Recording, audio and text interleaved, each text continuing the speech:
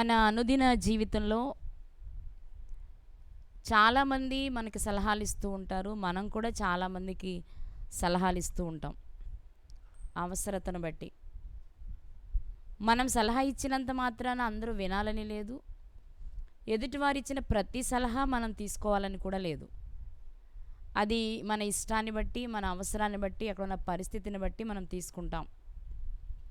ఇది మనకు తెలిసిందే. బైబిల్ గ్రంథం కూడా దీన్ని సమర్థిస్తుంది. మనం అహీతోపేలు గారి విషయంలో చాలాసార్లు ఆలోచించిన విషయం. అహీతోపేలు గారు ఇచ్చిన సలహా ఒకసారి అబ్షాలోము గారు వాడుకున్నారు, కానీ రెండవసారి అహీతోపేలు గారి ఆలోచన ప్రక్కకు నెట్టి హూషై గారు చెప్పిన ఆలోచన తీసుకోవడం మనం చూస్తాం. అయితే ఈరోజు బైబిల్ గ్రంథంలోని భక్తులు చెప్తున్న సలహా మనం తప్పకుండా తీసుకోవాలి. ఈరోజు ఇద్దరు జ్ఞానులు మనకి రెండు విషయాలు లేక రెండు సలహాలు ఇస్తున్నారు. వాటిని మనం స్వీకరిస్తే బాగుంటుందా లేదా అనేది ఈరోజు ధ్యానాన్ని బట్టి మనం ఆలోచన చేసుకుందాం. బైబిల్ గ్రంథంలో చాలామంది జ్ఞానులు ఉన్నారు కదా, మనకు తెలుసు. జ్ఞానులు అనగానే మనకు గుర్తొచ్చే పేరు సొలొమోను గారు, యేసుక్రీస్తు వారు, దానియేలు గారు. ఇంకా బాగా చెప్పాలి అంటే దేవుని యందు భయభక్తులు కలిగిన ప్రతి వ్యక్తి జ్ఞానే. ఎందుకంటే యెహోవా యందు భయభక్తులు కలిగి ఉండుటే జ్ఞానానికి మూలం కాబట్టి, అలా భయభక్తులు కలిగి నడుచుకున్న ప్రతి వ్యక్తిని మన జ్ఞాని అనొచ్చు. అయితే ఈరోజు అందరూ ఎక్కువగా మాట్లాడుకునే సొలొమోను గారు చెప్పిన ఒక మాట, లేకపోతే మనకిస్తున్న ఒక సలహా ఒకసారి చూసుకుని ధ్యానం చేసుకుందామండి. సామెతల గ్రంథము 27వ అధ్యాయము 1వ వచనము. సామెతల గ్రంథము 27వ అధ్యాయము 1వ వచనము. రేపటి దినమును గూర్చి అతిశయపడకుము. రేపటి దినమును గూర్చి అతిశయపడకుము. ఎందుకు అంటే ఏ దినమున ఏది సంభవించునో అది నీకు తెలియదు కాబట్టి. జ్ఞాని అయిన సొలొమోను గారు చెప్తున్న ఒక సలహా అనుకుంటే మనం, ఆయన ఏం చెప్తున్నారు అంటే రేపటి దినమును గూర్చి అతిశయపడవద్దు అన్నారు. అతిశయించడం అంటే గొప్పగా ఫీల్ అవ్వడం, నాకేంటిలే అనుకోవడం. అది భవిష్యత్తుని గురించి అసలు అనుకోవద్దు మీరు. ఎందుకు అంటే ఈ రోజుకి బాగున్నావు నువ్వు, ఈ రోజుకి అన్నీ ఉన్నాయి నీకు. దీన్ని బట్టి ఒకవేళ నువ్వు అతిశయిస్తే ఈ క్షణమే ఏదైనా జరగవచ్చు. ఎందుకంటే ఎప్పుడు ఏది సంభవిస్తుందో తెలియదు కదా నీకు. అప్పుడు నీ ఆలోచనలన్నీ లేక నీ సంపాదన అంతా తలక్రిందులైందనుకో, నీవు పడిన అతిశయానికి అర్థం లేదు. కాబట్టి దేన్ని గూర్చి అతిశయపడవద్దు, ముఖ్యంగా రేపటిని గూర్చి అతిశయపడవద్దు అని చెప్పారు. ఇక మరొక జ్ఞాని అయినటువంటి, జ్ఞానులకే జ్ఞాని అయిన యేసుక్రీస్తు వారు చెప్పిన మాట ఒకసారి చూద్దాం. మత్తయి గారు రాసిన సువార్త 6వ అధ్యాయము, మత్తయి గారు రాసిన సువార్త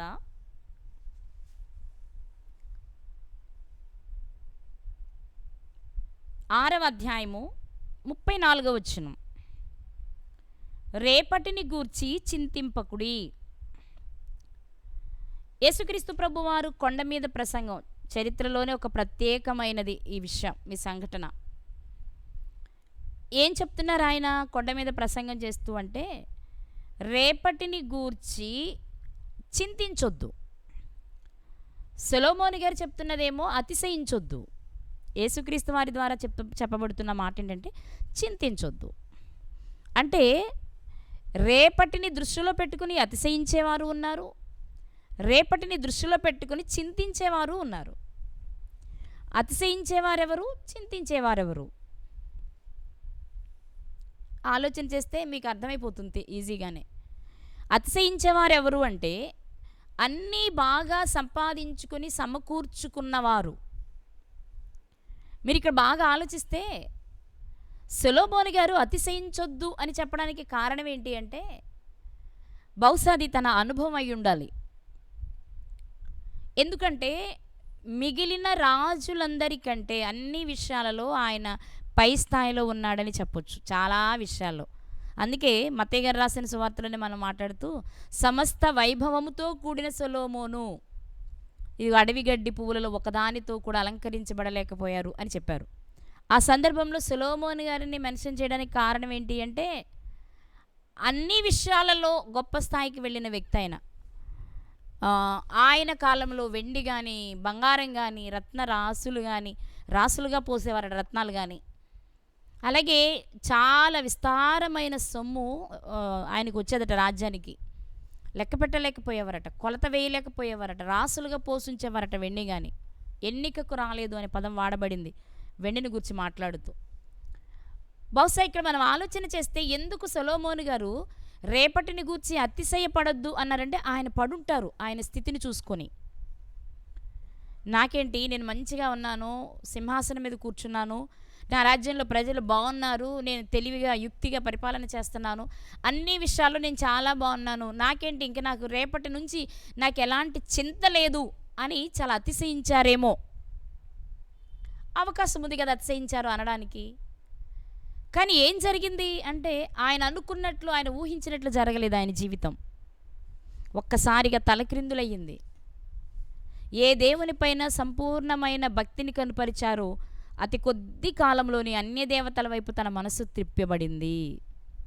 విగ్రహారాధనకు అవకాశం ఇచ్చారు. సింహాసనం కొరకు ప్రాకులాడినట్టు మనం చూస్తాం. కాబట్టి ఈ విషయాలన్నిటినీ దృష్టిలో పెట్టుకొని చివరి దశలో దేవుణ్ణి శరణు వేడుకొని పశ్చాత్తాపడిన తర్వాత సొలొమోను గారు చెప్పిన మాట అయి ఉండాలి. ఇదేమని తెలుసా? నేను ఇలాగే నా స్థితిని చూసి రేపటి నుంచి నాకేం బాధ లేదనుకున్నాను, కానీ వద్దు, అలా అతిశయపడొద్దు. ఎందుకంటే ఎప్పుడు ఏది జరుగుతుందో ఏమి సంభవిస్తుందో మనకి తెలియదు అని చెప్పారు ఆయన. నిజమేనా ఈ విషయం? ఈ విషయం నిజమేనా? అతిశయపడితే ఏదైనా జరగొచ్చా? జరగడానికి అవకాశం ఉందా అని ఆలోచన చేస్తే క్రొత్త నిబంధనలోని ఒక సంఘటన మనకి దాన్ని అవును అని రుజువు చేస్తుంది. ఒకసారి చూద్దాం. మీ అందరికీ తెలిసిందే ఇది కూడా. లూకా గారు రాసిన సువార్త 12వ అధ్యాయము. లూకా గారు రాసిన సువార్త 12వ అధ్యాయము 16 నుండి చదువుకుందాం. మరియు ఆయన వారితో ఈ ఉపమానము చెప్పెను. ఒక ధనవంతుని భూమి సమృద్ధిగా పండెను. అప్పుడతడు, నా పంట సమకూర్చుకొనుటకు నాకు స్థలము చాలదు గనుక నేనేమి చేతునని తనలో తాను ఆలోచించుకుని నేను ఇలాగు చేతును అని తనను తాను నిర్ధారించుకుంటున్నాడు. అంటే ఫస్ట్ ఏం చేయాలి నేను అని ఆలోచించుకున్నాడు. ఎందుకు? అతడు చాలా ఆస్తిని సమకూర్చుకున్నాడు, చాలా కష్టపడ్డాడు, చాలా కాలం ఎదురు చూశాడు. తను అనుకున్న సమయం వచ్చిన తర్వాత కావలసినంత సంపాదించుకున్న తర్వాత సంపాదించిన ఆ ఆస్తిని సమకూర్చుకోవడానికి స్థలము చాలనప్పుడు ఆలోచించి ఏం చేస్తున్నాడు అంటే నేను ఇలాగు చేతును అని నా కొట్లు విప్పి వాటికంటే గొప్ప వాటిని కట్టించి అందులో నా ధాన్యమంతటిని నా ఆస్తిని సమకూర్చుకొని ఇలా అనుకుంటున్నాడు. నా ప్రాణముతో ఇలా అంటున్నాడు, ప్రాణమా, అనేక సంవత్సరములకు విస్తారమైన ఆస్తి నీకు సమకూర్చబడి ఉన్నది. ఇది భవిష్యత్తు, రేపటిని గూర్చిన విషయం. నిన్న ఆలోచించాడు, ఈరోజు కష్టపడ్డాడు, రేపు సుఖపడడానికి ప్లాన్ చేసుకుంటున్నాడు. తన ప్రాణంతో చెప్తున్నాడు, నా ప్రాణమా, ఒకటి రెండు కాదు, అనేక సంవత్సరాలకు సరిపడు విస్తారమైన ఆస్తి నీకు సమకూర్చబడింది. సుఖించు, తినుము, త్రాగుము, సంతోషించుమని చెప్పుదును అనుకొనెను. అక్కడ సొలొమోను గారు చెప్తున్నారు, మీరు అతిశయపడొద్దు అని మాత్రమే. కానీ అతిశయపడడం వలన జరిగినటువంటి సంఘటన క్రొత్త నిబంధనలో మనకు కనిపిస్తుంది. ఇతడు నిజంగా విస్తారమైన ఆస్తి సమకూర్చుకున్నప్పుడు అతిశయించే ఉంటాడు కదా, నాకేంటి పర్వాలేదు, నేను కావలసినంత సమకూర్చుకున్నాను, ఇక నాకు ఎలాంటి చింత లేదు అనుకున్నాడు. అనేక సంవత్సరాలకు సరిపడా ఆస్తిని సమకూర్చుకున్న విస్తారమైన ఆస్తిని సమకూర్చుకున్నా అన్నారు. అప్పుడు జరిగింది ఏంటో మనకు తెలుసు కదా. అప్పుడు ఆ రాత్రి దేవుడు పిలుస్తున్నారు, వెర్రివాడా, ఈ రాత్రి నీ ప్రాణమును అడుగుచున్నారు, నీవు సిద్ధపరిచినవి ఎవని వగునని అతనితో చెప్పెను. అతని ఊహకు అందని ఒక విషయం అన్నమాట ఇది. అతను అనుకున్నాడు, నేను జీవించినంత కాలం, ఇంకో ఒక 10 ఏళ్ళో 20 ఏళ్ళో 30 ఏళ్ళో నా ఆయుష్ ఉంటే అంతకాలం నేను హ్యాపీగా గడపడానికి కావలసినంత సమకూర్చుకున్నాను, ఇంక నాకు ఎలాంటి చింత లేదు అని అతిశయపడ్డాడు. కానీ ఆ రాత్రి దేవుడు అంటున్నారు, ఈ రాత్రే నీ ప్రాణాన్ని అడుగుతున్నారయ్యా ఆ పరదేశంలో ఉన్నవాళ్ళు, మరి వారి మనవి విని నిన్ను తీసేయాలనుకుంటున్నాను, అప్పుడు నువ్వు సంపాదించింది ఎవరివవుతాయి? కాబట్టి అతిశయపడకు. ఎందుకంటే ఎప్పుడు ఏమి సంభవిస్తుందో నీకు తెలియదు. ఆ ధనవంతునికి తెలియలేదు. విస్తారంగా సమకూర్చుకుంటున్నాడు. ఎందుకు? నాకు చాలా జీవితం ఉంది, భవిష్యత్ అంతా నేను సుఖంగా జీవించాలి, నా తర్వాత నా పిల్లలు కాలు మీద కాలేసుకొని కూర్చోవాలి అని పరిగెత్తి సంపాదించాడు. తాను అనుకున్నంత సంపాదించిన తర్వాత తనకు నిర్ధారణకు వచ్చాడు, ఇక పర్వాలేదు, ఇంకా పరిగెత్తవలసిన అవసరత నాకు లేదు, నేను నా తరువాత 4-5 తరాల వారు కూర్చొని తిన్న తరిగిపోని ఆస్తిని సమకూర్చాను అనుకున్నాడు. కానీ తనకేమి సంభవించనై ఉందో అతడు ఎరుగలేదు. కానీ విచిత్రం చూసారా? సంపాదించావు కదరా కష్టపడి, ఒక సంవత్సరం తిను, ఒక 5 ఏళ్ళు తిను, సర్లే నువ్వు సంపాదించింది 100 ఏళ్ళకి సరిపోద్దులే కానీ 100 ఏళ్ళు నిన్ను ఉంచలేనులే, ఒక 10 ఏళ్ళైనా తిను అన్నారంటే ఆ రాత్రే అడుగుతున్నారట దేవుడు. నాయనా వాళ్ళు నేను తీసేయమంటున్నారు, మరేంటి పరిస్థితి అని. నిజంగా ఒక్కసారి అతని స్థానంలోనికి వెళ్ళి మనం ఆలోచన చేస్తే, ఈ ఆస్తిని సమకూర్చుకోవడానికి ఎంతమంది కాళ్ళు పట్టుకుని ఉంటాడు, ఎంతమంది సలహాలు తీసుకొని ఉంటాడు, ఎన్ని అప్పులు చేసి ఉంటాడు, ప్రారంభంలో ఎంత ప్రయాసపడి ఉంటాడు, ఎంతమంది చేత అవమానించబడి ఉంటాడు ఈ స్థాయికి రావడానికి కదా. అన్నిటినీ అధిగమించి సమకూర్చుకున్న తర్వాత అనుభవించడానికి అవకాశమే లేదు అంటే అది తట్టుకోవడం కొంచెం కష్టం. పైగా ఎంతకాలం కష్టపడి సంపాదించి తినే టైం వచ్చేటప్పటికి వెళ్ళిపోవాల్సి వస్తుంది అని బాధ. అందుకే ఈ బాధ నీకు ఉండకూడదు అంటే నువ్వు రేపటిని గూర్చి అతిశయించొద్దు. నీ దగ్గర ఎంతున్నా అతిశయించొద్దు.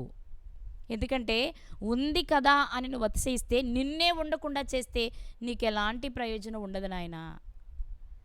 పరిగెత్తకు, కష్టపడు, నిలబడి కష్టపడు, పరిగెత్తకు. నువ్వు కష్టపడింది తప్పకుండా అనుభవిస్తావు. ఉచితంగా రావాలి అనో, ఎదుటివారిని మోసం చేసి సంపాదించాలి అనో, ఏదో కళ్ళబల్లి మాటలు చెప్పి ఎదుటివారిని ముంచేయాలనో అనుకుంటే అది నీకు చిల్లి గవ్వ కూడా నీకు మిగలదు, సరికదా. దేవుని దృష్టిలో దోషిగా మిగిలిపోతావు. అందుకే జ్ఞాని అయిన సొలొమోను గారు చెప్తున్నారు, నేను చాలా సంపాదించాను, గొర్రెలు, గొడ్లు, ఆస్తి, రథాలు, నేను ఎంత వెండి, బంగారము, దాసీలు. మనం చదువుకుంటాం కదా ప్రసంగి గ్రంథం 1వ అధ్యాయంలో ఆయన సంపాదించిన ఆస్తి.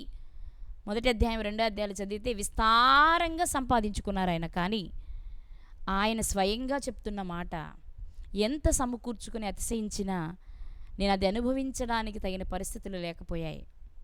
కాబట్టి దయచేసి నా సలహా ఏంటి అంటే, మీ సహోదరుడిగా నేను ఒక సలహా ఇస్తున్నా, మీరు రేపటిని గూర్చి అతిశయించొద్దు. దాని కొరకు ఎంతో సంపాదించాలని నాకేంటి అనుకోవద్దు. ఎందుకంటే నీవు సంపాదించినది నీవు అనుభవించాలి అంటే అది దేవుని సెలవు వలనే జరుగుతుంది. నీవు సంపాదించింది నువ్వు తినాలి అన్నా దేవుడే అవకాశం ఇవ్వాలి. నీవు సంపాదించింది ప్రశాంతంగా అనుభవించాలి అంటే దేవుడి ఇవ్వాలి. మనం వింటాం కదా, దేవుడిచ్చు బహుమానాలలో నీవు కష్టపడి సంపాదించిన నీ కష్టార్జితము నీవు అనుభవించుట దేవుడిచ్చు బహుమానం అని మనం విన్నాం మొన్న. కాబట్టి నువ్వు కష్టపడు, నీ వంతు కష్టపడు, సమకూర్చుకున్న దాని మీద నీకు మనస్సు లేకుండా జీవించు. నాకేంటి అనే మనస్సు నువ్వు తెచ్చుకోవద్దు. ఎందుకంటే ఏమి సంభవిస్తుందో నీకు తెలియదు కాబట్టి. ఎందుకు తెలియదు అంటే అది దేవుడు మనకు తెలియచేయాలనుకోలేదు. అది తెలియచేస్తే మరి పరిస్థితులు ఎలా ఉండయో. కాబట్టి ఈ ధనవంతుని చూస్తే మనకు అర్థమవుతుంది, రేపటిని గూర్చి అతిశయిస్తే అతనికి జరిగిందేంటో. ఇక యేసుక్రీస్తు వారు చెప్పిన మాట, మరొక జ్ఞాని అయినటువంటి యేసుక్రీస్తు వారు, జ్ఞానమే అయ్యున్న క్రీస్తు వారు చెప్పిన మాట కూడా మనం చదువుకున్నాం కదా. ఆయనే చెప్తున్నారు, రేపటిని గూర్చి చింతించొద్దు. చింత ఎవరికి ఉంటుంది, అతిశయం ఎవరికి ఉంటుంది అంటే ఆస్తిని సమకూర్చుకున్న వాడికి. నాకేంటి అనే అతిశయం ఉంటుంది. మరి చింత ఎవరికి ఉంటుంది? పేదవాడికి ఉంటుంది. అయ్య బాబోయ్, ఉన్నయన్నీ ఈరోజు వండేసుకున్నాను, ఉన్నయన్నీ ఈరోజు వాడేసుకున్నాను, రేపు నా బ్రతికేంటి, తెల్లారితే నేనేం తినాలి, రేపు నా పిల్లలకి ఏం పెట్టాలి. ఇది పేదవాడికి ఉండే చింత. లేనివాడికి చింత ఉంటుంది, ఉన్నవాడికి అతిశయం ఉంటుంది. కానీ ఈ రెండూ కరెక్ట్ కాదు. ఉందని అతిశయించినా అనుభవించడానికి అవకాశం ఉందో లేదో నీకు తెలియదు. లేదని నువ్వు చింతించినా దేవుడు రేపు ఇవ్వబోతున్నాడేమో, అది నీకు తెలియదు. కాబట్టి రేపేమి సంభవించునో నీకు తెలియదు నాయనా. కాబట్టి అతిశయపడొద్దు, చింతాపడొద్దు. అతిశయపడొద్దు, చింతాపడొద్దు అని చెప్తున్నారు. ఇప్పుడు ఆలోచన చేద్దాం. యేసుక్రీస్తు వారు చెప్పిన మాట ఏంటి అంటే చింతించొద్దు అని. ఇప్పుడు ఇక్కడ మనం ఆలోచన చేస్తే క్రొత్త నిబంధన కాలం వచ్చే నాటికి సంపాదించిన వాడు పడే అతిశయంతో పాటు ఎంతున్నా చింతలోనే ఉంటున్నాడు మనిషి. అంటే లేనివాడు చింతిస్తాడు ఒకటి. ఇప్పుడు కాలాన్ని బట్టి చూస్తే లేనివాడే కాదు, ఉన్నవాడికి కూడా చింతే. ఎందుకు తెలుసా? తనకంటే ఉన్నవాడితో పోల్చుకుంటాడు. లేనివాడేమో రేపు నేను ఎలా తినాలి, ఎలా కట్టుకోవాలి, ఎక్కడ నివసించాలి, నా పిల్లల ఫీజులు ఎలా కట్టాలి, వయసుకు వచ్చిన ఆడపిల్లల పెళ్ళిళ్ళు ఎలా చేయాలి, ఈ చింత. ఉన్నవాడికి ఉన్న చింత ఏంటి? ఓకే, ఇప్పటికి ఇన్ని కోట్లు సంపాదించా, కానీ నాకంటే ఇంకా బాగా సంపాదించిన వారు ఎంతమంది ఉన్నారు లిస్టు తీసుకుంటాడు.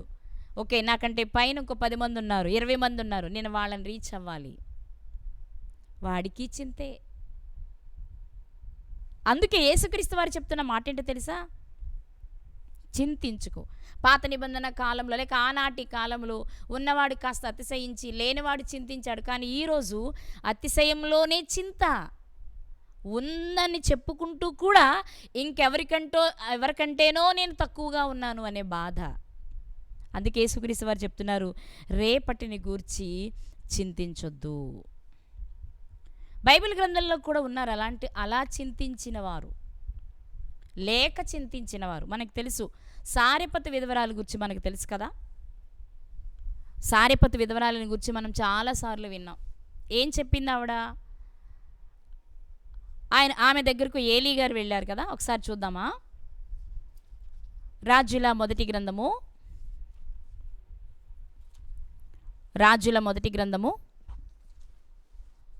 17వ అధ్యాయము 10వ వచనం నుండి చదువుకుందాం. లేకపోతే 8 నుండి చదువుకుంటే విషయం అంత అర్థమవుతుంది. అంటే మీకు తెలిసిందే అయినా ఒకసారి. అంతటి యెహోవా వాక్కు అతనికి ప్రత్యక్షమై, ఎవరితడు అంటే ఏలియా గారు, మీకు తెలుసు, ఇలాగు సెలవిచ్చెను, నీవు సీదోను పట్టణ సంబంధమైన సారెపతు అను ఊరికి పోయి అచ్చట ఉండు. అది కరువు కాలం మనకు తెలుసు. ఆ కరువులో దేవుడు ఏలియా గారిని పోషించాలి అనుకుంటున్న సందర్భం ఇది. అప్పుడు దేవుడు ఏం చెప్పారంటే, నువ్వు సారెపతుకు వెళ్ళు అని చెప్పారు. నిన్ను పోషించుటకు అచ్చటనున్న ఒక విధవరాలికి నేను సెలవిచ్చితిని అని చెప్పారు. అందుకు అతడు లేచి సారెపతునకు పోయి పట్టణపు గవిని యొద్దకు రాగా, ఒక విధవరాలు అచ్చట కట్టెలు ఏరుచుండుట చూచి ఆమెను పిలిచి, త్రాగుటకై పాత్రతో కొంచెం నీళ్లు నాకు తీసుకొని రమ్మని వేడుకొనెను. వెళ్ళారు దేవుని సెలవు చేత ఏలియా గారు సారెపతుకి. ఊరి బయట గవిని దగ్గరే ఒక స్త్రీ కట్టెలేరుకుంటుంది. ఆమె దగ్గరికి వెళ్ళి, అమ్మా నాకు కొంచెం దాహంగా ఉంది, మంచినీళ్ళు ఇవ్వవా అని అడిగారు. సరే మంచినీళ్ళే కదా తెచ్చిద్దామని ఆమె వెళ్ళబోతూ ఉండగా ఆయన ఏం చేశారు అంటే, ఆమె నీళ్లు తేబోచుండగా అతను ఆమెను మరలా పిలిచి, నాకు ఒక రొట్టె ముక్కను నీ చేతితో తీసుకుని రమ్మని చెప్పాను. మంచినీళ్ళు అడిగిన ఆయన కాస్త ఇప్పుడు రొట్టె తీసుకురామ్మా అంటున్నారు. అసలే కరువు కాలం. ఆమె చూస్తే విధవరాలు, ఒక స్త్రీ, పైగా భర్త లేడు, పైగా ఆమెకు ఒక చిన్న కుమారుడు కూడా ఉన్నారు. ఇప్పుడు భర్త లేకపోయినా, కొడుకు చిన్నోడు కాకపోయినా, కరువు లేకుండా ఉంటే పోనీ ఏదైనా పెట్టేదేమో. ఒకవైపు చూస్తే భయంకరమైన కరువు. ఆ కరువులో మగవాళ్ళు కష్టపడి సంపాదించడం ఒక ఎత్తు అయితే, ఆడవాళ్ళు సంపాదించుకోవడం ఇంకా కష్టం. అయినప్పటికీ ఆమె దగ్గరికే సెలవయ్యింది. ఆమె దగ్గరికే వెళ్ళారు ఆయన. వెళ్ళిన ఆయన మొదట మంచినీళ్ళు అడిగారు. ఆమె తేబోతూ ఉండగా ఈయనకు అర్థమయ్యింది, ఓకే ఈమెను అడిగితే ఏదైనా చేస్తుంది, దేవుడు సెలవిచ్చింది ఈమెనే అనుకున్నారు. వెంటనే, అమ్మ నాకు ఒక అప్పం తెచ్చిపెట్టవా, నాకు రొట్టెని తీసుకురావా అన్నారు. అప్పుడు ఆమె అంటున్న మాట, అందుకు ఆమె 12వ వచనం, నీ దేవుడైన యెహోవా జీవము తోడు, తొట్టిలో పట్టెడు పిండియు బుడ్డిలో కొంచెము నూనెయు నా యొద్ద ఉన్నవే కాని అప్పమొకటైనను లేదు. మేము చావకముందు నేను ఇంటికి పోయి వాటిని నాకును నా బిడ్డకును సిద్ధము చేసుకొనవలెనని కొన్ని పుల్లలు ఏరుటకై వచ్చి తిని అనెను. ఇక్కడ వరకు చాలు మనకి. ఇప్పుడు ఈ తల్లి ఆలోచన మనం ఆలోచిస్తే, ఏలియా గారు వెళ్ళి అమ్మా నాకు ఒక రొట్టెనివ్వమ్మా, అప్పము కావాలమ్మా, ఆకలిగా ఉందమ్మా అంటుంటే ఇప్పుడు ఈమె ఆలోచిస్తుంది ఏమని? అసలే కరువు కాలం, ఉన్నదే కొంచెం పిండి కొంచెం నూనె, ఆ రెండిటిని కలిపి నేను ఒక అప్పాన్ని చేసుకుంటే నేను నా బిడ్డ తినటానికి ఉందంతే. ఇప్పుడు మా ఇద్దరు తినడానికి ఉన్నదానిని నేను ఈయనకిచ్చేస్తే నా పరిస్థితి ఏంటి, నా బిడ్డ పరిస్థితి ఏంటి, మా ఆకలి ఎలా తీరుతుంది? చింత. దేవుడు సెలవిచ్చారు కానీ ఆ విషయం ఆమెకు తెలియదేమో, ఏలియా గారు వస్తారని కదా. ఒకవేళ ముందే తెలిస్తే ఇవన్నీ చెప్పదావిడ. ఏలియా గారికి మాత్రం చెప్పబడింది, నీకు ఒక విధవరాలికి సెలవిచ్చాను, ఆవిడ పెడుతుంది వెళ్ళమని. ఇప్పుడు ఆమె చింతిస్తుంది. ఆ దైవజనుడు వచ్చి అమ్మా నాకు ఒక రొట్టెని తెచ్చిపెట్టు, అప్పము చేసి పెట్టు అని అడిగినప్పుడు, ఎలా, నా దగ్గర ఉన్నది కొంచెమే కదా, అది నీకు ఇచ్చేస్తే మా పరిస్థితి ఏంటి? రేపటిని గూర్చిన చింత. ఆ అప్పం నీకు చేస్తే మేమెలా బ్రతకాలి? అది ఉంటే ఒకరోజైనా బ్రతకడానికి అవకాశం ఉంది. అంటే మనిషి ఆలోచన ఎలా ఉంటుంది అంటే చివరి క్షణము వరకు బ్రతకాలి, అందుకు తగినట్లుగా జీవించాలనే అనుకుంటాడు. బ్రతకాలి బ్రతకాలి బ్రతకాలని ఆశే ఉంటుంది. ఇప్పుడు ఆమె చెప్పిన మాట ప్రకారము నేను చావకముందు నేను ఇంటికి పోయి వాటిని నాకును నా బిడ్డకును సిద్ధం చేసుకొనవలెనని కొన్ని పుల్లలు ఏరుకుంటాకు వచ్చాను నాయన అని చెప్పింది. ఇక్కడ మనం ఆలోచన చేస్తే కొంచెం పిండి ఉంది, కొంచెం నూనె ఉంది, అవి చేసుకుని తింటే ఒక రోజు 2 రోజుల్లో లేదా వారమో 10 రోజుల్లో అయిపోతాయి, లేదా నెలలో అయిపోతాయి, లేక సంవత్సరంలో అయిపోద్ది అనుకుందాం ఉదాహరణకి. అంతకాలం వరకు లేదు కొంచెం పిండి కొంచెం నూనె అంటే. ఒక వారానికి సరిపడ అనుకుందాం. వారం తర్వాత అయినా తిండి లేకపోతే మరణమే కదా మీకు. మరి ఇంకేం ఎలాగూ చనిపోతాను కదా, ఆయన ఏదో అడుగుతున్నాడు కదా ఇవ్వచ్చు అనిపిస్తుందా మనసు?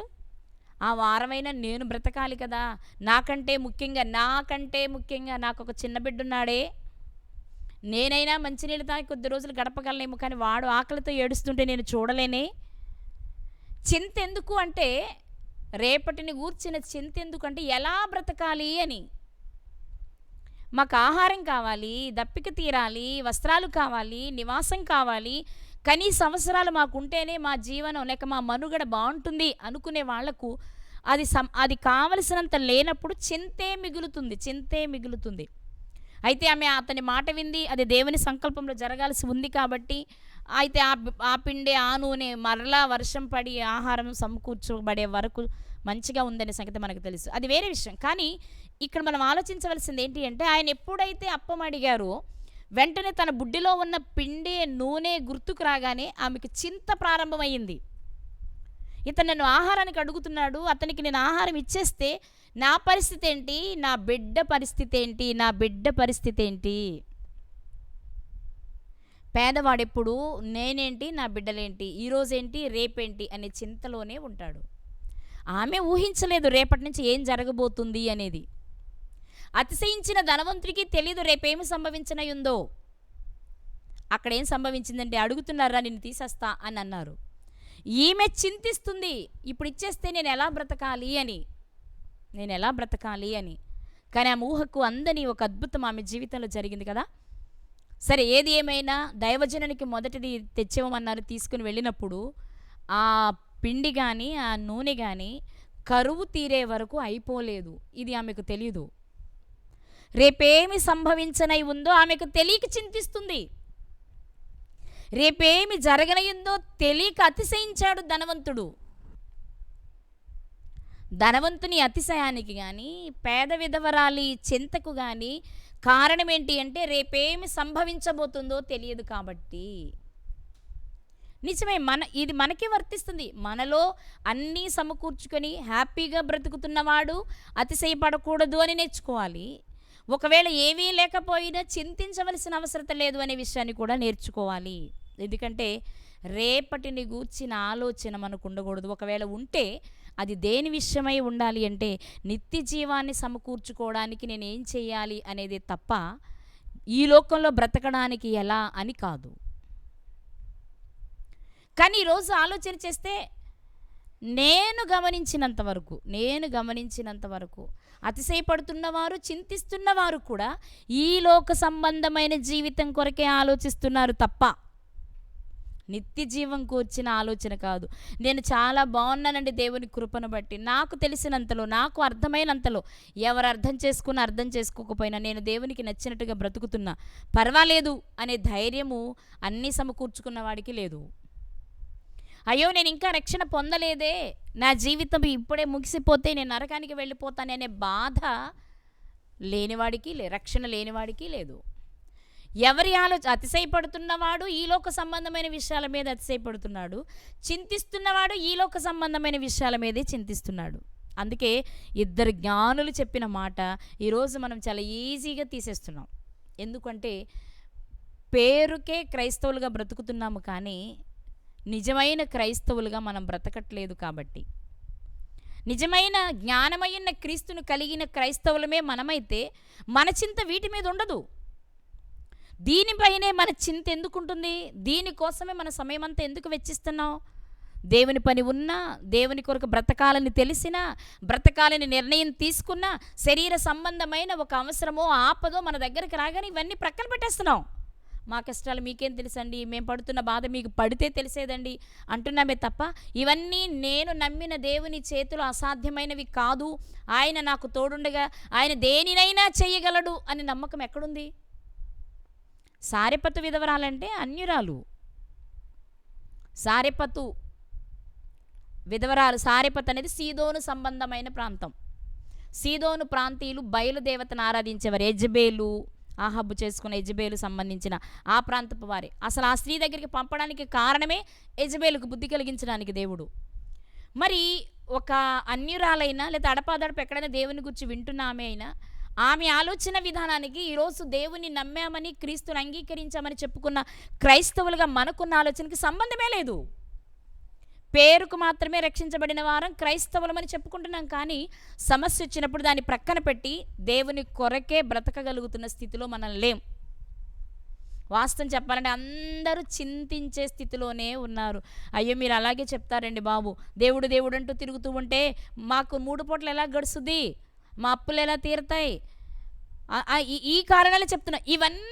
ఇవన్నిటి నుండి నిన్ను విడిపించాలనే సంగతి నీవు నమ్మిన దేవునికి తెలీదా? లేక దేవుని కొరకే బ్రతకాలనుకున్నప్పుడు ఇలాంటి సమస్యలో ఇరుక్కోకూడదని సంగతి నీకు తెలీదా? సేవకుడు, సైనికుడైన వాడెవడు జీవన సంబంధమైన వ్యాపారంలో చిక్కుకొనడు. తిమోతి గారికి లేఖ రాస్తూ పౌలు గారు చెప్పిన మాట. ఆ జీవన సంబంధమైన వ్యాపారంలో చిక్కుబడి బయటికి రాలేక మరొక వైపు మాత్రం దేవుని కొరకే బ్రతుకుతున్నాను, నేను బ్రతకాలి, నేను నాకేంటి అని మాటల్లో చెప్తున్నామే, కానీ క్రియల్లోనికి వచ్చేటప్పటికి మాత్రం మనం జీరోలో ఉన్నాం. అందుకే రాత్రి దేవుడు మనతో మాట్లాడుతున్న విషయం ఏంటో తెలుసా? ఈ లోకంలో నువ్వెంత సంపాదించినా అనుభవించాలి అంటే దేవుని కృప ఉండాలి. దేవుని కృప ఉండాలి. అది లేకపోతే నువ్వెంత సంపాదించినా ఆ క్షణమే అన్నీ విడిచిపెట్టి వెళ్ళిపోవాల్సిందే.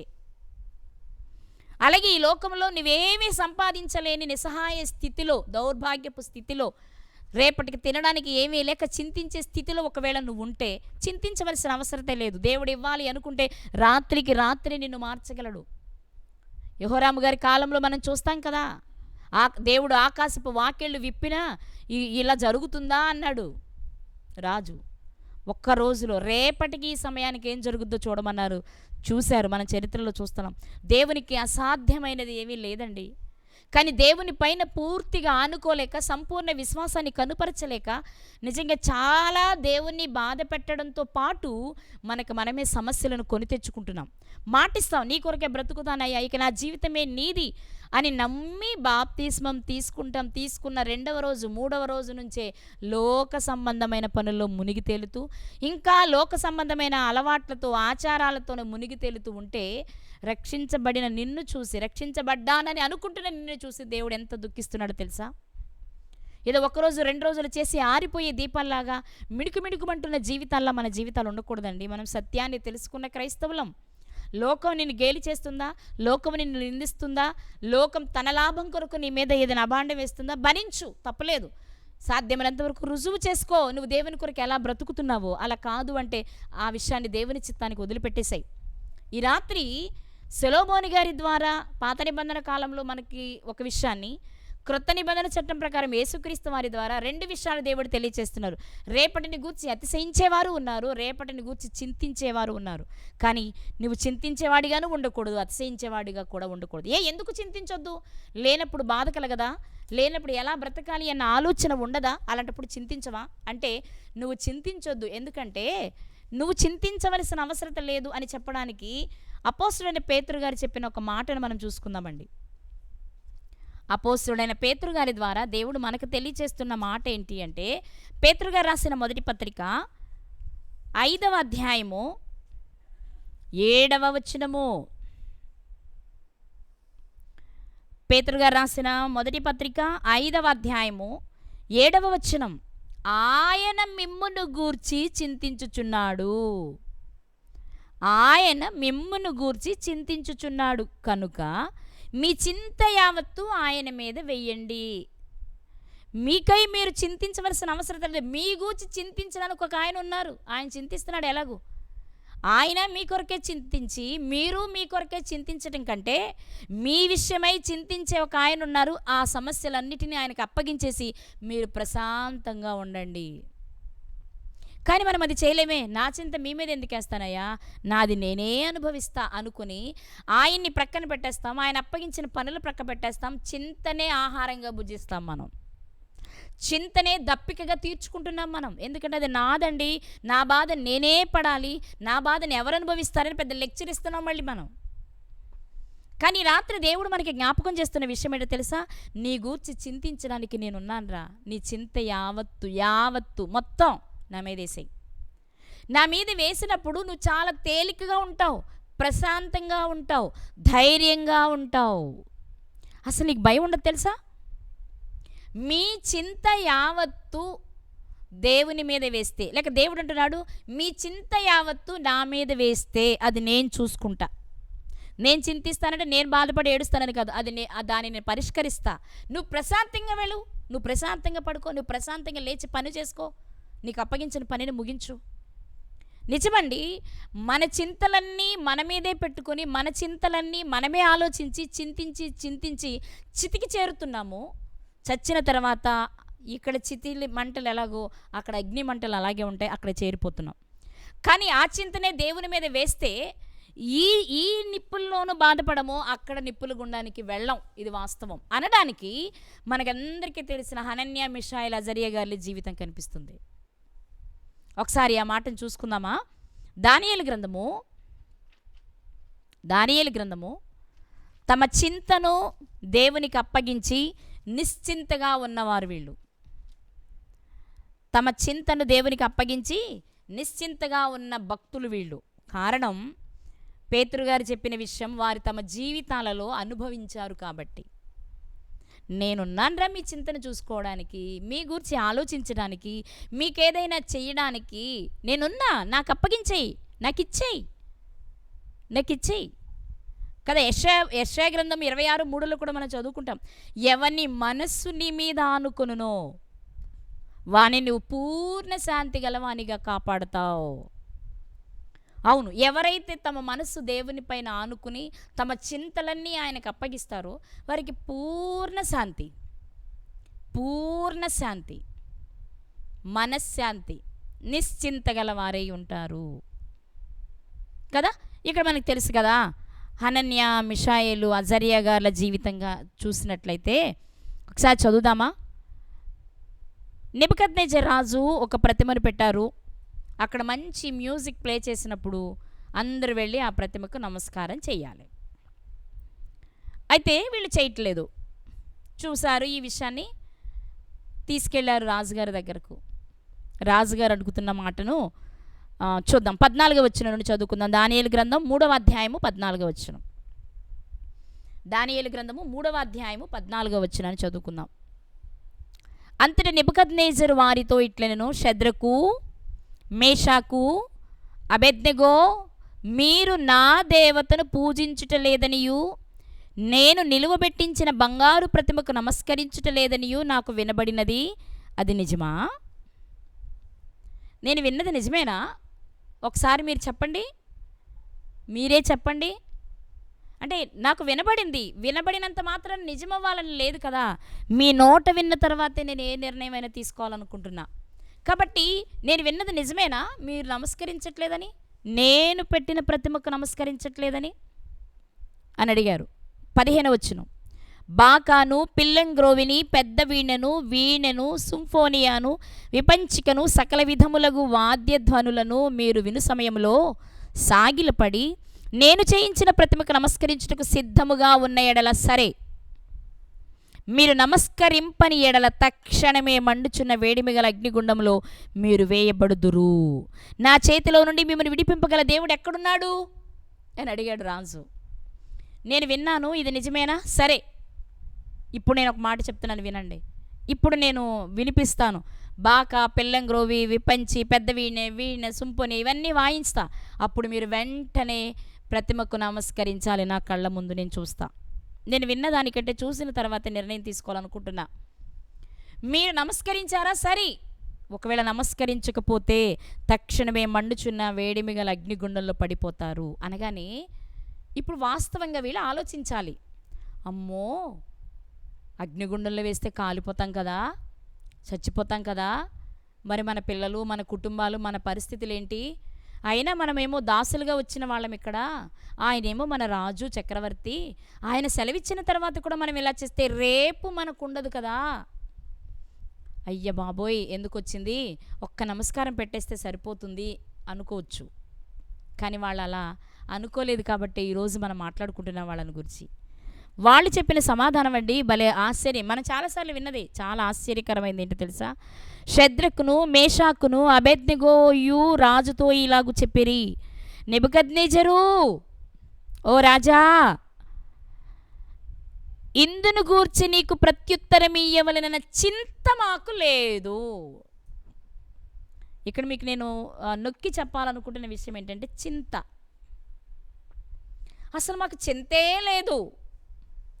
నమస్కరించకపోతే, రాజు కోపగించుకుంటే, అగ్నిగుండం ఏడంతలైతే మా పరిస్థితి ఏంటి, ఇక రేపు అనేది మేము చూడం కదా. అయ్య బాబోయ్, ఈ బాధ నుండి మేము బయటపడి. వాస్తవానికి రాజు ఈ శాసనం చేసినప్పుడే వాళ్ళకి చింత ప్రారంభం అవ్వాలి. ఇదేంటి రాజు ఎలా అనేశాడు, ఇప్పుడు మనం ఎరుకున పడ్డామే, మన పరిస్థితి ఏంటి, నమస్కరించకపోతే మన కుటుంబాల పరిస్థితి ఏంటి, రేపటిని గురించి మనం ఎలా జీవించాలి, మన పరిస్థితులు ఏంటి అని చింత ప్రారంభం అవ్వాలి. కానీ వాళ్ళకి లేదు, సరికదా. దాన్ని వాళ్ళు స్వయంగా రాజుతో చెప్తున్నమాట. రాజా నెబుకద్నెజరు, ఇందును గూర్చి ప్రత్యుత్తరం ఇయ్యవలెనన్న చింత మాకు లేదు. ఎందుకు లేదు? మా చింత యావత్తు మా దేవునికి వదిలేసాం. మా చింత యావత్తు ఆయన మీద 1% కూడా ఆ చింత, దాని గురించిన చింత మాకు లేదు. నువ్వు 7 అంతలు కాదు, 77 అంతలు చేసుకో, మాకు సమస్యే లేదు. అది ఎంత భయంకరమైన శ్రమైనా దాన్ని గూర్చిన చింత మాకు లేదు. ఎందుకంటే మేము దేవుని కొరకు బ్రతుకుతున్నాం. బ్రతుకుట దేవుడే, చావైనా దేవుడే. మాకు బాధ లేదండి, మాకు చింత లేదండి. ఎందుకంటే మా చింత యావత్తు దేవుని మీద వేసేసాం. మా చింతలన్నీ తీర్చగలిగిన వాడు ఆయన. చింతనిచ్చేది ఆయనే, చింతను తీర్చేది ఆయనే. అలాంటప్పుడు మాకెందుకు ఈ చింత? నిజమండి, ఆ ధైర్యం, ఆ నమ్మకం ఎప్పుడు కలుగుద్దో తెలుసా? సంపూర్ణంగా దేవుని పైన ఆనుకున్న వారికి మాత్రమే. కానీ మనం అటు కొంచెం ఇటు కొంచెం, అబ్బా నా బాధలు నీకేం తెలుసు అంట. మళ్ళీ ఈలోపే ఏదో నేను దేవుని తెలుసుకున్నాను కాబట్టి ఈ మాత్రం ఉన్నానంట. కానీ 100% లేవు. 100% ఉంటే తప్పకుండా ఆ ఆనందం, ఇలాంటి పరిస్థితుల్లో, ఇలాంటి శ్రమలో వచ్చే ఆనందం ఉందే, ఆత్మ సంబంధమైన ఆనందం ఉందే, దైవ సంబంధమైన ఆనందం ఉందే, అది దేనితోనూ కొలవలేనిది. నిజం. యేసుక్రీస్తు వారు వచ్చి చెప్పారు, దేన్ని గూర్చి మీరు చింతించొద్దు, ముఖ్యంగా రేపటిని గూర్చి చింతించొద్దు అని. వాళ్ళు రేపటి గురించి కాదండి, మరుక్షణాన్ని గురించి కూడా వారు చింతించట్లేదు. మరుక్షణాన్ని గూర్చి కూడా వారు చింతించట్లేదు. దానియేలు గారి జీవితం కూడా అదే కదా. దానియేలు గారు, హనన్యా, మిషాయేల్, అజర్యా గారు వాళ్ళు చెప్పే సమాధానం ఏంటో తెలుసా? దేన్ని గూర్చి చింతించవలసిన అవసరత మాకు లేదు. ఎందుకని? మా చింత యావత్తు మేము దేవుని పైన పెట్టేశాం. మా గూర్చి చింతించే ఆయన ఒక ఆయన ఉండగా, మా కోసం చింతించడానికి మేము ఒక ఆయన పెట్టుకొని ఉండగా మాకెందుకు ఇంకా చింత? మాకు చింత లేదు. ఎంత ధైర్యం అండి ఒక చక్రవర్తికి అలా సమాధానం చెప్పడం. రాజా, నీకు ప్రత్యుత్తరం ఇయ్యవలెనన్న చింత మాకు లేదు. అమ్మో, రాజుతో మాట్లాడితే పరిస్థితులు ఎలా ఉంటాయో తెలియదా అండి మనకి? అసలు మాట్లాడే ధైర్యం ఉంటుందా? మరి ఎక్కడిది వీళ్ళకి ఆ ధైర్యం? ఏంటి వాళ్ళకున్న నమ్మకం? ఏంటి వాళ్ళకున్న విశ్వాసం అని ఆలోచిస్తే దేవుడే. వాళ్ళకి అతిశయమూ లేదు, చింత లేదు. ఎందుకు అంటే వారు నమ్మిన దేవుడు సర్వశక్తిమంతుడు అని వాళ్ళకు తెలుసు. ఆయనకు అసాధ్యమైనది ఏదీ లేదు అని వాళ్లకు తెలుసు. మనకి తెలుసు అని అనుకుంటున్నాం, కానీ క్రియల్లోకి వచ్చేటప్పటికే జరుగుద్దంటావా? దేవుడు చేస్తాడంటావా? సరే చూద్దాం. ఏదండి మనలో సంపూర్ణ విశ్వాసం ఏదండి? నిజంగా మనకు ఆ విశ్వాసం ఉండాలి అంటే మనం పూర్తిగా దేవుని మీద కదా అనుకోవాలి. ఏ పనైనా దేవుని తర్వాత కదా మన పని అనుకోవాలి. కానీ దేవుని పనిని కూడా ప్రక్కన పెట్టి మన పనే ముఖ్యమనుకునే మనము మన చింత యావత్తు దేవుని మీద వేయగలమా? వేసి ధైర్యంగా ఉండగలమా? లేవు.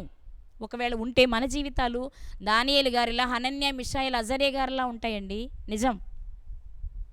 మనకు తెలుసు కదా, ఆ నలుగురు బాలుర్ని నెబుకద్నెజరు తన రాజ్యంలో ఉన్నతమైన స్థానంలో ఉంచాలనుకున్నప్పుడు వాళ్ళకి రాజభోజనం 3 సంవత్సరాలు పెట్టించమని ఆజ్ఞాపించాడు అష్పెనజుతో. అప్పుడు కూడా వాళ్ళు ఏం ఆలోచించలేదు. మేము తినం అంతే. తినకపోతే ఎలా? రాజు ఏమైనా చేస్తాడేమో కదా, వీళ్ళంతా మమ్మల్ని ఏమైనా అనుకుంటారేమో కదా, ఇవేమి లేవు వాళ్ళకి. ఎందుకు లేవంటే అసలు సెకండ్ థాటే లేదు వాళ్ళకి. మేము బ్రతుకుతున్నదే దేవుని కొరకైనప్పుడు ఇక దేన్ని గురించి మేము ఎందుకు ఆలోచించాలి?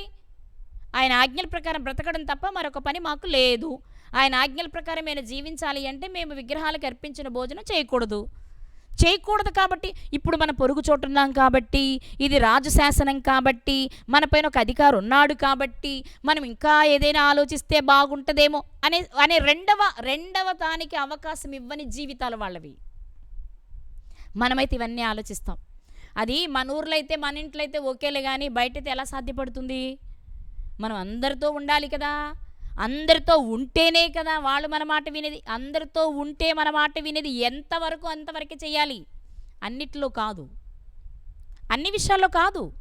అలానే దానియేలు గారికి, హనన్యా, మిషాయేల్, అజర్యా గారికి మిగిలిన వారంటే ప్రేమ లేదా? ఉంది. కానీ వారికి ఉన్న చట్టం వేరు, వారికి దేవుడిచ్చిన ఆజ్ఞలు వేరు, వాటి ప్రకారం నడవడమే వారికి ముఖ్యం అనుకున్నారు. కాబట్టే ఏం జరిగినా పర్వాలేదు అనే నిశ్చింతలోనే ఉన్నారండి. అయ్య బాబాయ్, రాజభోజనం చేయకపోతే, మా ముఖాలు నీరసించిపోతే, మా ముఖాలు కళావిహీనంగా అయిపోతే మళ్ళీ అష్పెనజు మాకు రాజభోజనం పెడతాడేమో అని చింత వాళ్ళకి లేదు. ఎందుకంటే మేము ఆజ్ఞను పాటిస్తున్నాం. ఎందుకు కళాహీనంగా ఉంటాం? ఆయన చూసుకుంటాడు. మా ముఖాలు కళగా ఉంచడం అనేది ఆయన చేతుల్లో ఉన్న పని. మా పనేంటి అంటే ఆజ్ఞను మేరకుండా ఉండడమే అనుకున్నారు. ఈరోజు మనం ఎందుకు చింతలో మునిగిపోతున్నాం, మన చింతలను దేవునికి అప్పగించలేకపోతున్నాము అంటే మన చింతలు మనమే మోయడానికి మనకిష్టం, మన పని మనమే చేసుకోవాలనే దానిలో ఉండిపోయాము. ఒక్కటి ఆలోచించవలిస్తే దానికి 4 రకాల ఆలోచనలు చేస్తున్నాం. కాబట్టే మనము దేవునికి సమీపస్థులం కాలేకపోతున్నాం ప్రియులారా. అందుకే రాత్రి దేవుడు మనతో చెప్తున్న మాట ఏంటో తెలుసా? నీ దగ్గర బాగా ఉందని అతిశయపడొద్దు, ఏమీ లేదని చింతించొద్దు. నువ్వు ఎలా ఉండమని నేను కోరుకున్నానో నువ్వు అలా జీవిస్తూ ఉన్నట్లయితే మీ చింత యావత్తు నాకు వదిలేసి నా పనిలో మీరు వెళ్ళిపోతూ ఉంటే మీకు ఎలాంటి స్థితినివ్వాలో, ఎలాంటి స్థాయినివ్వాలో, ఎలాంటి జీవితాన్నివ్వాలో, ఎలాంటి ఘనతనివ్వాలో అది నా చేతిలో ఉంది. కాబట్టి ఈ రాత్రి దేవుడు మనతో మాట్లాడుతున్న విషయం ఏంటో తెలుసా? నువ్వన్నీ విషయాలలో మంచిగా ఎదిగి గొప్ప స్థాయిలో ఉన్నావా? అయినా తగ్గించుకో, నీవు తగ్గించుకో, తప్పులేదు. తగుమాత్రంగా ఉండు, అతిశయించుకో, సంతోషిస్తావు. అలాగే ఏమీ లేని నిస్సహాయ స్థితిలో ఉన్నావా, చింత కలిగిన వాడిగా ఉన్నావా, దేవునికి అప్పగించేయి. నీ మనసు ఆయన మీద సంపూర్ణంగా ఆనుకునేలా చేసుకో. తప్పకుండా చింతలన్నీ తీర్చి నీకు మనశ్శాంతినిచ్చి నీ జీవితంలో సంతోషాన్ని నింపడానికి ఆయన ఎదురు చూస్తూ ఉన్నాడు. కాబట్టి ప్రియులారా, తమ చింత యావత్తు దేవుని పైన పెట్టి నిశ్చింతగా ఏదైనా చేయడానికి వెళ్ళారు. కాబట్టే వెంట్రుక కూడా కాలేదట, వెంట్రుక వాసన కూడా రాలేదట. అసలు ఏం అద్భుతం అండి అది! ఒక మనుషులకు అది సాధ్యమా? అంటే సాధ్యమే అని నిరూపించిన వాళ్ళు, అగ్నిగుండాన్ని చూసేటప్పటికే గడగడ గడగడలాడవలసిన వాళ్ళు అసలు దాన్ని లెక్కే చేయట్లేదండి, లెక్కే చేయట్లా. దేవుడు చేయబోయే అద్భుతం ఏంటో మాకు తెలియదు. ఒకవేళ మమ్మల్ని అగ్నిగుండానికి వెళ్లకుండా ఆపడము ఆయనకు సాధ్యమే, అగ్నిగుండంలోనికి వెళ్ళినా బయటకు తీసుకురావడము ఆయనకు సాధ్యమే. ఆయన ఏం చేయాలనుకుంటున్నారో మాకు తెలియదు కాబట్టి మేము ఆయనకు అప్పగించాం. మమ్మల్ని ఏం చేసుకున్నా పర్వాలేదు రాజా, కానీ నీ ప్రతిమకు మాత్రం మేము నమస్కారం చేయం. ఆ విషయం చెప్పాలి అంటే దాన్ని గూర్చి నీకు ప్రత్యుత్తరం ఇవ్వవలెనన్న చింత కూడా మాకు లేదు. ఈరోజు నువ్వు కూడా దేవుని పైన అలా ఆనుకోగలిగే స్థితిలోనే ఉన్నావా ఒక క్రైస్తవుడిగా? అది ఆరోగ్యం కావచ్చు, అవసరం కావచ్చు, అప్పులు కావచ్చు, ఆత్మీయత కావచ్చు, ఏదైనా కావచ్చు. నీ చింత యావత్తు దేవుని పైన వేసి నిశ్చింతగా ఉండాలని నీవు అనుకుంటే నీకు కావలసింది సంపూర్ణ విశ్వాసం మాత్రమే. అది లేక తొట్టుపడుతున్నాం, అది లేక పడిపోతున్నాం, అది లేక చచ్చిపోతున్నాం, అది లేక నరకానికి జారిపోతున్నాం. ఈరోజు సంపూర్ణ విశ్వాసాన్ని కనుపరచుటకే దేవుడు చాలామందిని మన ముందు పెట్టారు. అతిశయించి నష్టపోయిన ధనవంతుని చూసాము, చింతించిన రెట్టింపు లేక చింతించిన జీవిత కరువు కాలం తీరే వరకు పోషించబడిన సారెపతు విధవరాలి జీవితాన్ని చూసాము.